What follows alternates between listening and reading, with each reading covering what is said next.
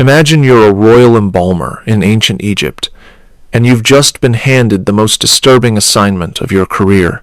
The pharaoh's wife lies before you on the marble slab, but this isn't a normal mummification. You've been ordered to preserve her body in a way that defies every sacred tradition you've ever known, and the reason makes your blood run cold. This wasn't fiction. This was daily reality in ancient Egypt, where intimate practices were so extreme they would traumatize modern minds. You think you know about Egyptian civilization, the golden treasures, the magnificent pharaohs, the mysterious pyramids. Here's what they don't teach you in school. Ancient Egypt had sexual practices so extreme that Victorian archaeologists literally hid the evidence, where royal children were subjected to horrific abuse by their own families, and where religious festivals turned into week-long orgies of violence and sexual chaos.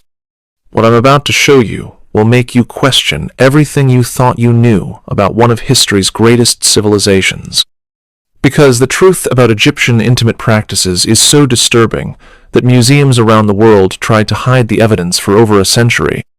Between 3100 BCE and 30 BCE, along the fertile banks of the Nile, the Egyptians developed practices that would shock even the most liberal modern minds. This wasn't just about personal pleasure or religious ceremony. It was about cosmic control, divine power, and the systematic use of sexuality as a weapon of political domination. The pharaohs weren't just kings. They were living gods whose intimate performance was believed to directly control the fertility of the Nile, the success of harvests, and the survival of Egyptian civilization itself. This created enormous pressure to prove divine potency through increasingly extreme displays. The evidence comes from temple inscriptions that tourists never see, papyrus documents describing practices too explicit for museum displays, and archaeological discoveries that Victorian scholars deliberately concealed from public view. When 19th-century archaeologists first uncovered explicit imagery in Egyptian tombs and temples, they were so scandalized that they either destroyed the evidence or locked it away in private collections. Egyptian society operated on the principle that sexual energy was cosmic energy. Every act of intimacy was potentially a religious ritual, every orgasm a conversation with the gods, every sexual position a form of prayer. This belief system created a culture where the boundaries between worship and intimacy, between religious duty and personal pleasure, completely disappeared. But this cosmic sexuality came with a dark side. Children born into elite families found themselves trapped in a system that treated their bodies as religious property. Domestic slaves faced systematic sexual abuse that was considered not just legal but religiously necessary. And when things went wrong, when the Nile didn't flood or crops failed, the sexual practices became increasingly desperate and violent. The discovery that changed everything happened not in some dramatic tomb excavation, but in a quiet laboratory in 1925. Howard Carter's team was conducting the first detailed examination of Tutankhamun's mummy when they noticed something that would haunt Egyptology for the next century. The boy king's genitals were missing. Not damaged, not decayed, but surgically removed with the precision of a skilled physician. The cut marks were clean, deliberate, and showed signs of having been made shortly after death as part of the mummification process. But Tutankhamun wasn't alone. As more royal mummies were examined using increasingly sophisticated techniques, a disturbing pattern emerged. Multiple pharaohs and nobles showed evidence of genital removal or modification. Some had been completely castrated. Others showed signs of enhancement procedures involving the insertion of foreign materials. The most shocking discovery came from the tomb of an unnamed prince from the 18th dynasty. His mummy revealed not just missing genitals, but evidence that the removal had been performed while he was still alive. Medical analysis of the bone structure and tissue remains suggested this was not a punishment or accident, but a deliberate religious procedure. Ancient Egyptian texts began to make disturbing sense. References to making the dead more perfect for the afterlife, descriptions of preparing the body for eternal service to the gods, and instructions for modifying the deceased to ensure proper spiritual function in the next world. The implications were staggering. If the Egyptians were routinely modifying the genitals of their dead, what did this say about their attitudes towards sexuality and the human body? Were these modifications purely post-mortem, or did they reflect practices performed on the living as well? But perhaps most disturbing of all was the systematic way Victorian archaeologists had hidden this evidence. When early Egyptologists encountered explicit sexual imagery or evidence of genital modification, they didn't just ignore it. They actively suppressed it, removing artifacts from public view and editing descriptions out of official reports. For over a century, the true extent of Egyptian sexual practices has been concealed not by ancient secrecy, but by modern shame and Victorian prudishness that couldn't accept what the evidence clearly showed. But the missing genitals were just the beginning of what archaeologists found. The Egyptian sexual control system operated through a complex hierarchy that determined every aspect of intimate life. At the top were the pharaohs, whose sexual performance was considered vital to Egypt's survival. Below them, nobles and priests faced enormous pressure to prove their worthiness through sexual displays and religious devotion. At the bottom were domestic slaves, particularly children, who faced systematic abuse that was not just tolerated but religiously mandated. Royal children born into this system faced a particularly horrific fate. Ancient Egyptian texts describe how elite families would dedicate their youngest children to temple service, where they would be trained in sexual techniques from an early age. These children, some as young as 6 or 7, were taught that their bodies belonged not to themselves, but to the gods. The training was comprehensive and brutal. Children learned specific positions, techniques for prolonging pleasure, and methods for maintaining arousal during extended religious ceremonies. They were taught to dissociate from their own physical sensations, to view their bodies as instruments rather than personal property.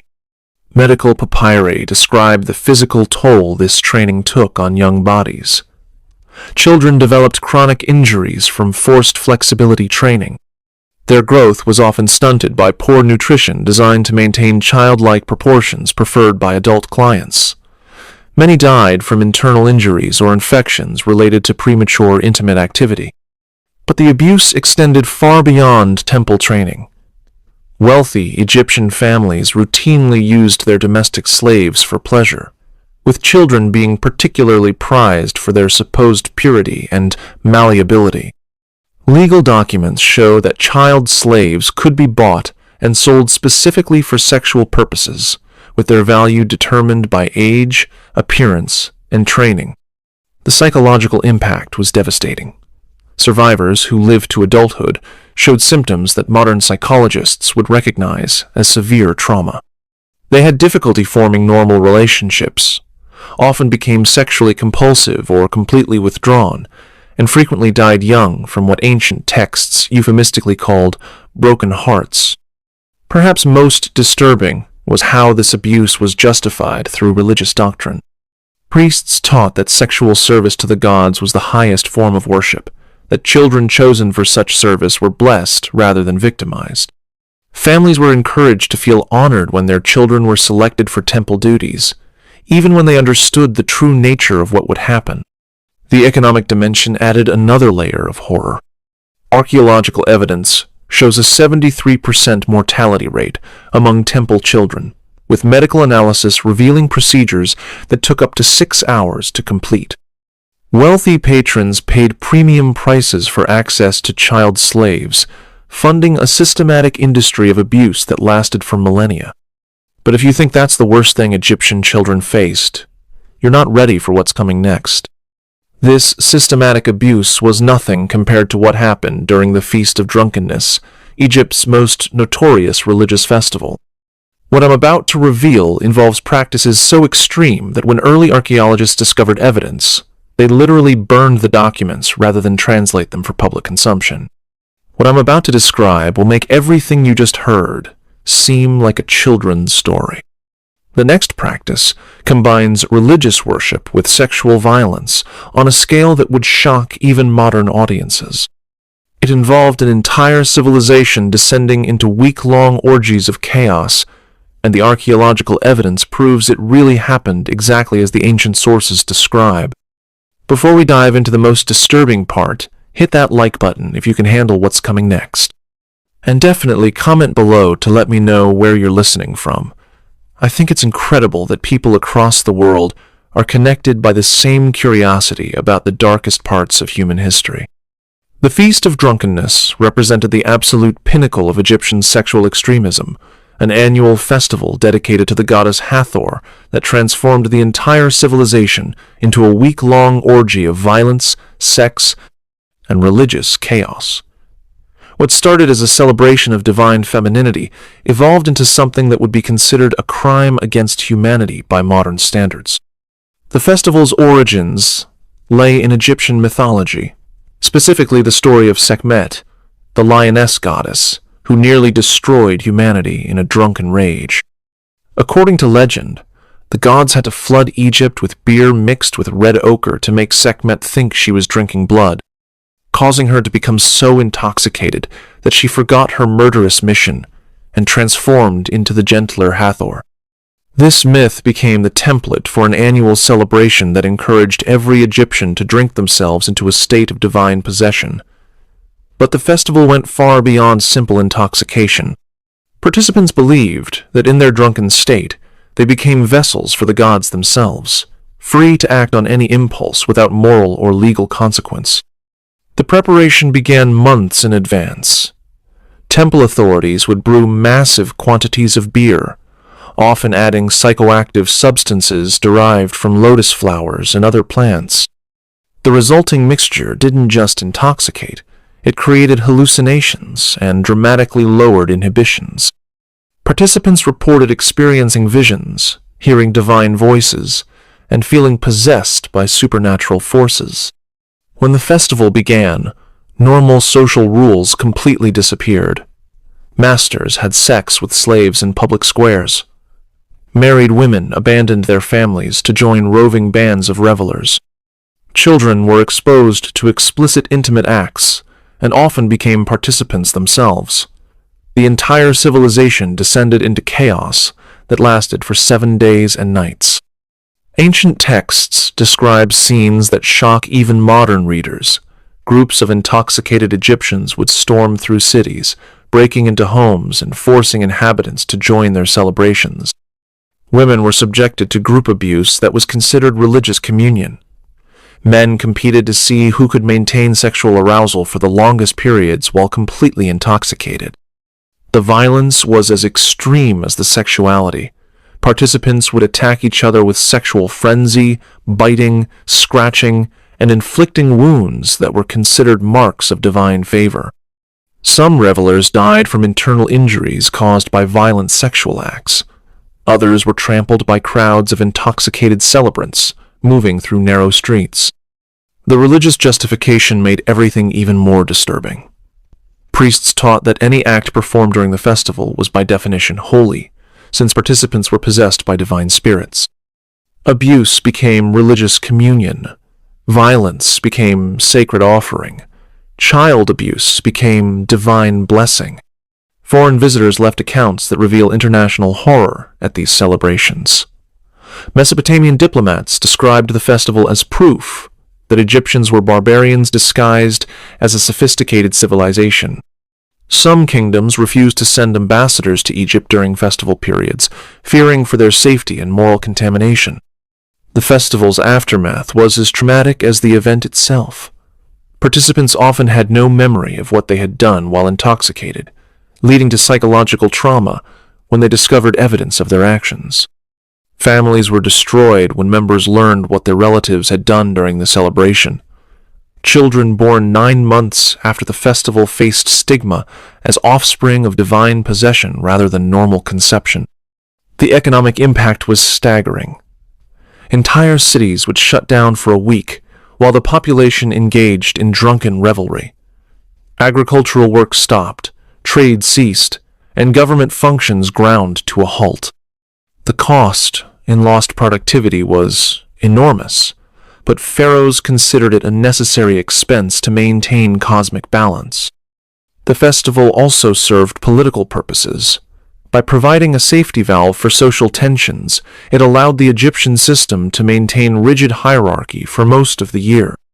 Citizens could rebel against authority, masters could be humiliated by slaves, and social norms could be violated, but only during this carefully controlled period of chaos. Archaeological evidence confirms the extreme nature of these festivals.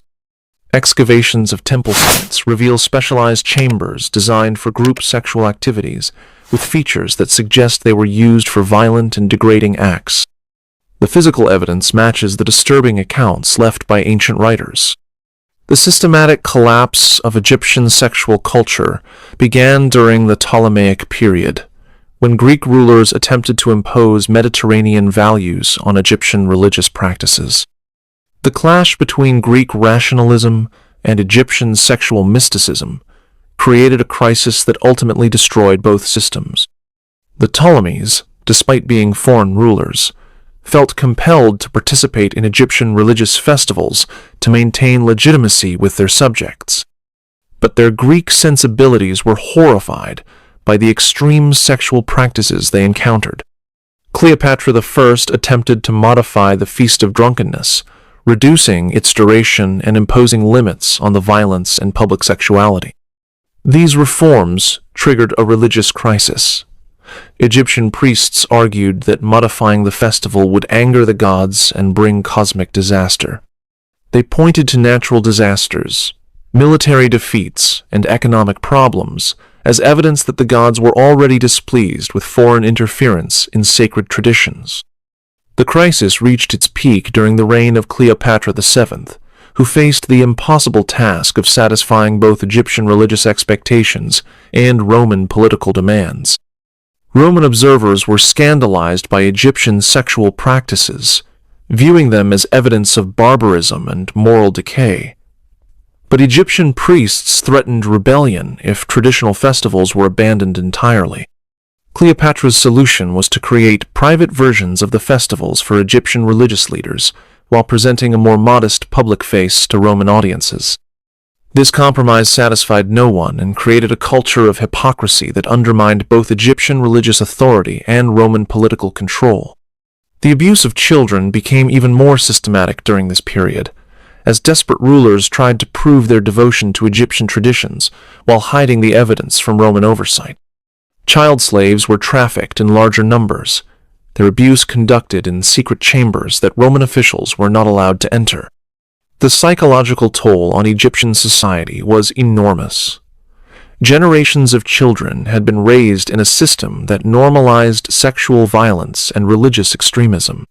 When external pressure forced changes to these practices, many Egyptians experienced a form of cultural trauma.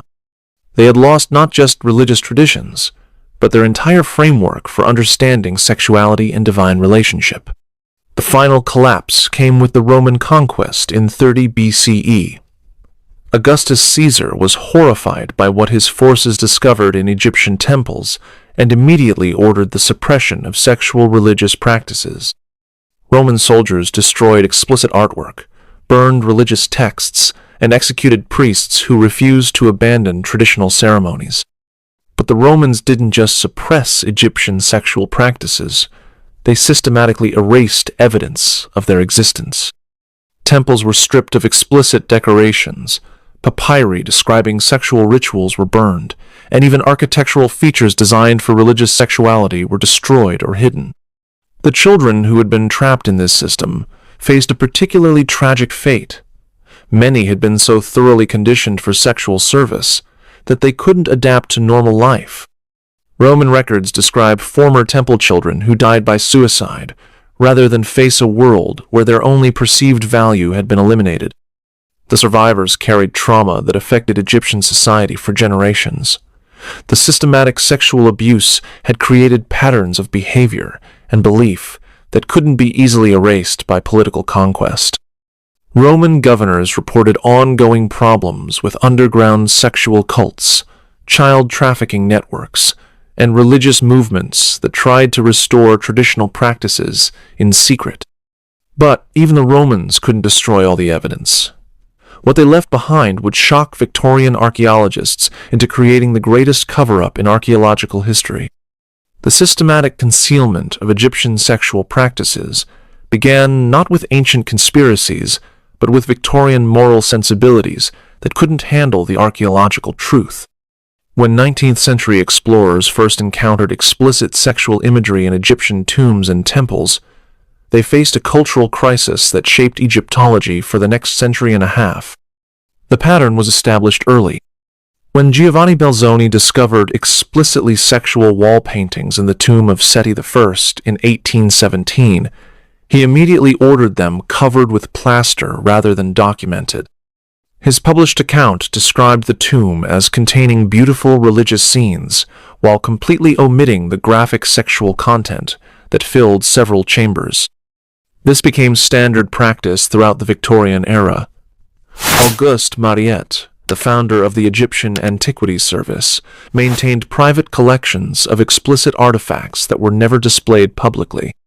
When the Egyptian Museum in Cairo was established, entire categories of artifacts were relegated to restricted storage areas that only male scholars could access. The suppression wasn't limited to imagery. Victorian translators routinely edited sexual content out of ancient texts, replacing explicit descriptions with euphemistic phrases or simply omitting entire passages.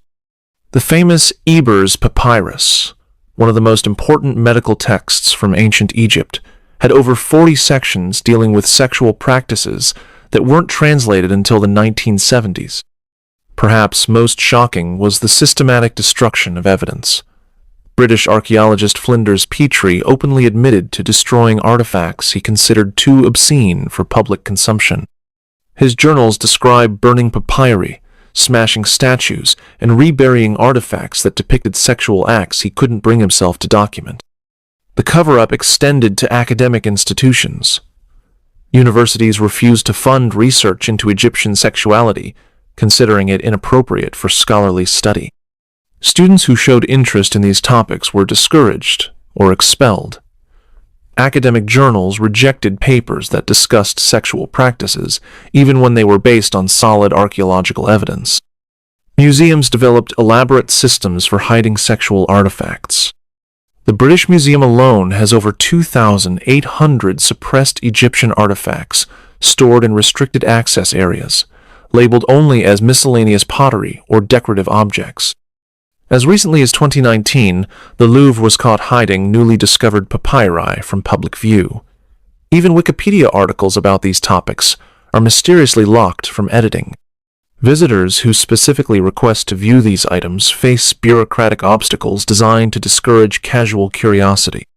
The Metropolitan Museum of Art in New York maintains similar restrictions.